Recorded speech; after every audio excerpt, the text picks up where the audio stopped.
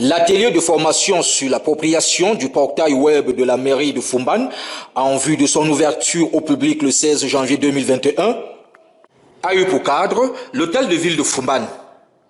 Ce séminaire atelier fait suite à la formation qui a eu le 9 et le 10 octobre 2020 à l'hôtel de ville de Foumban.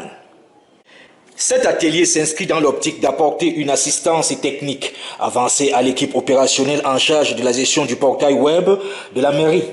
Les séminaristes ont été édifiés sur la planification éditoriale, la rédaction, le traitement, la rélecture, la correction, la validation et la publication des informations.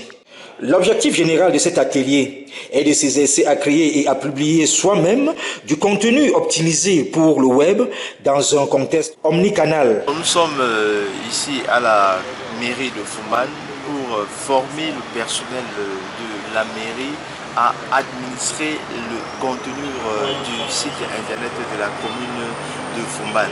Administrer un contenu, on se lève un matin, on commence à administrer un contenu. Administrer un contenu respecte des règles, respecte des principes, respecte un code.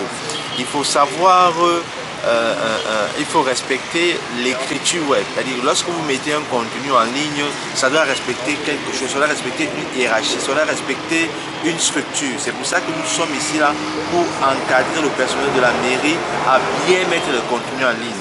Non seulement à mettre les contenus en ligne, c'est-à-dire un contenu peut être textuel et un contenu peut également être image. Il y a les textes et il y a les images. On va montrer, pendant cette formation, on va montrer comment mettre les textes, comment mettre les contenus, comment respecter certaines règles sémantiques afin que le personnel de la mairie puisse facilement mettre ses contenus en ligne sans avoir besoin d'une aide extérieure. Okay, donc aujourd'hui, il a été question de montrer non seulement comment insérer les contenus dans le site, mais ma particularité c'était de montrer en fait la manière de les insérer. C'est-à-dire quoi? Le traitement de l'image, par exemple, quelle est la taille requise par exemple pour insérer une image dans un site web, ou encore comment traiter les vidéos pour pouvoir les insérer dans le site web. On a aussi vu comment rédiger par exemple des articles pour le site, parce que les articles pour le site web ne sont pas les mêmes que les articles pour les magazines, pour les journaux. Donc il y a une manière de rédiger tout ça. La gestion des réseaux sociaux. Donc comment est-ce qu'on communique du site web vers les réseaux sociaux. Donc tous ces éléments-là étaient très nécessaires pour les apprenants, pour leur permettre justement non seulement de mieux partager les éléments, mais de façon technique de savoir exactement comment le faire. Le référencement naturel par exemple du site web, c'est-à-dire lorsque quelqu'un va taper sur internet maintenant commune de Foumban, où tous les liens, tout ce qui aura trait à Foumban, ça va rediriger directement vers le site web de la commune de Foumban. Donc c'est ce que nous avons vu, mais en approfondi. Les objectifs spécifiques de cet atelier sont de connaître les caractéristiques taille, type, droit d'usage des images à utiliser selon les situations, de savoir comment intégrer des vidéos sur un site web ou comment les partager sur les réseaux sociaux, de connaître les principes de base de la rédaction pour le web, biais de blog, communiqué de presse, publication sur les réseaux sociaux, référencement naturel. L'atelier envisagé s'est poursuivi sur 3 buts, à savoir comprendre les principes de base de l'organisation de la production du contenu.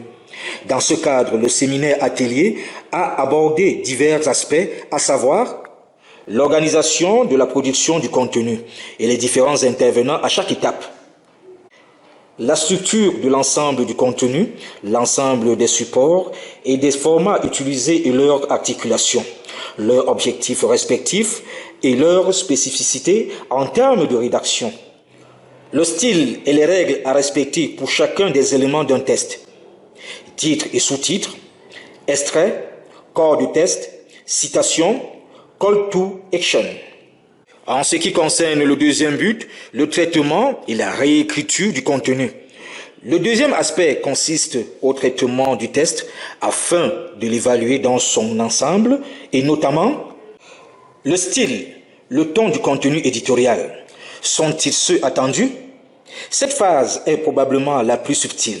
Aussi précise soit-elle, la charte éditoriale rend difficilement compte de toutes les subtilités attendues et laisse une bonne part à la subjectivité du jugement. Son efficacité globale, le contenu éditorial est-il précis, concis, simple, facilement compréhensible et adapté à la cible. On cherche ici à optimiser le style et la langue. Par exemple, éliminer les jargons, les répétitions, raccourcir les phrases trop longues, reformuler les phrases trop complexes, expliquer les acronymes, supprimer les articles superflus, etc.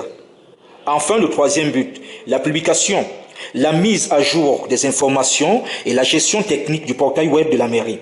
Les participants ont à apprendre comment publier, à mettre à jour régulièrement les informations sur le site web.